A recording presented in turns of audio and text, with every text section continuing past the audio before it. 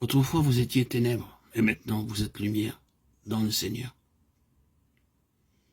Marchez comme des enfants de lumière. Éphésiens 5:8.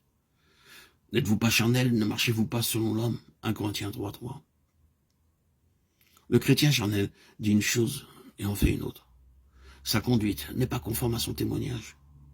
Il vit comme ceux qui ne font pas profession d'être chrétiens et n'a aucune puissance pour gagner des âmes à Christ. Vous êtes-vous reconnu dans ce portrait? Êtes-vous un chrétien charnel? Êtes-vous lassé par le combat, humilié par la défaite, affligé de vos progrès insuffisants, attristé par la stérilité de votre vie, convaincu de votre infidélité, peiné par votre vie hypocrite? Il y a alors de l'espoir pour vous.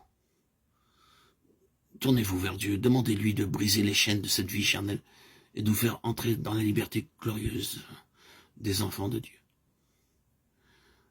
Le monde, c'est tout ce qui ne vient pas du Père. Ce qui n'est pas digne de la vie du Christ dans les cieux n'est pas digne de la vie du chrétien sur la terre.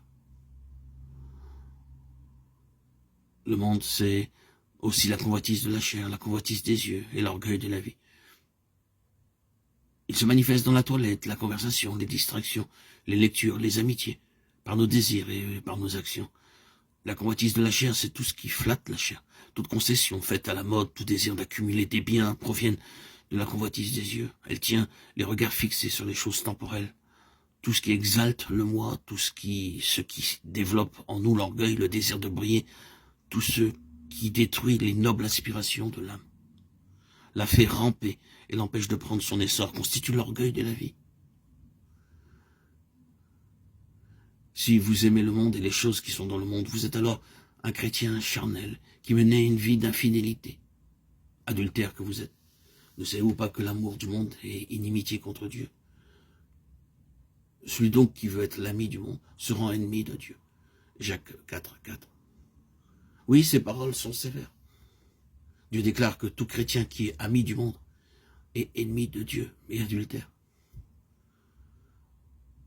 Pour donner à ces paroles leur sens véritable, il faut connaître exactement la signification du mot « monde ». Ce qu'est l'Église pour Christ, le monde l'est pour Satan. Comme Christ agit sur terre par son Église, Satan agit par le monde. Le monde, c'est la vie et la société humaine, sans Dieu. Quels doivent être les rapports du chrétien avec le monde? Tout d'abord, quel rapport le chrétien a-t-il avec Jésus? Christ et le chrétien sont un. Leur union est si absolue que le Saint-Esprit compare leur relation à celle qui existe entre deux époux. Il est naturel dès lors que Dieu ait déclaré que l'attachement au monde équivaut à un adultère spirituel. Partager les plaisirs du monde, s'associer à ses œuvres, accommoder sa vie à ses principes, mettre à exécution son programme, font du chrétien le complice de Satan, l'ami de Satan et l'ennemi de Dieu. N'aimez point le monde, ni les choses qui sont dans le monde. Si quelqu'un aime le monde, l'amour du Père n'est point en lui. Car tout ce qui est dans le monde, la convoitise de la chair, la convoitise des yeux, et l'orgueil de la vie ne vient point du Père, mais vient du monde. 1 Jean 2, 15, 16.